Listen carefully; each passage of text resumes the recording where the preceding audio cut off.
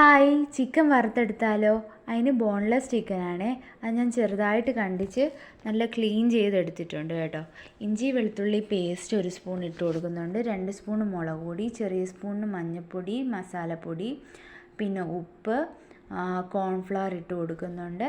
പിന്നെ ഒരു 2 സ്പൂൺ അരിപ്പൊടി ഇട്ട് കൊടുത്തായിരുന്നേ. പിന്നെ തൈരും. ഇത്ര ഇട്ട് കൊടുത്ത് നല്ലപോലെ എല്ലാ കഷ്ണത്തിലും നല്ല പെരളുന്ന രീതിയിൽ നല്ലപോലെ കൈവച്ചൊന്ന് പുരട്ടി കൊടുക്കാം. എന്നിട്ട് ഇത് ഫ്രിഡ്ജിൽ 1 മണിക്കൂറൊക്കെ കഴിഞ്ഞിട്ട് വറക്കുന്നതായിരിക്കും നല്ലത്.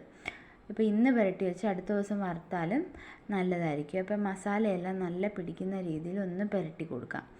എല്ലാം നല്ല പുരണ്ട് കഴിയുമ്പോഴത്തേക്കും ശകലം കറിവേപ്പിലയും കൂടെ ഞാൻ ഇട്ട് കൊടുക്കുന്നുണ്ട്. എന്നിട്ട് വെളിച്ചെണ്ണ ഒഴിച്ച് കൊടുത്ത് ശകലം കറിവേപ്പില ഇട്ട് കൊടുത്ത് അതൊന്ന് പൊട്ടി കഴിയുമ്പോഴത്തേക്കും ഓരോ കഷ്ണങ്ങളായിട്ടിട്ട് സിമ്മിലിട്ടിട്ട് അകം വേവുന്ന രീതിയിൽ അടച്ചു വെച്ചിട്ട് അപ്പുറവും ഇപ്പുറവും നല്ലപോലെ മുരിച്ചെടുക്കാമേ. ഇത് ഓരോന്നോരോന്നായിട്ട് ഇട്ട് കൊടുക്കുന്നുണ്ട് കേട്ടോ. എന്നിട്ട് ഇതെല്ലാം ഫ്രൈ ചെയ്ത് കഴിഞ്ഞ് ശകലം വെളുത്തുള്ളി എണ്ണയിൽ ചൂടാക്കി ഫ്രൈ എല്ലാം ഇട്ട് കൊടുത്ത് ഇച്ചിരി സോസ് ഒഴിച്ചാലും നല്ല ടേസ്റ്റ് ആയിരിക്കും കേട്ടോ. ബായ്.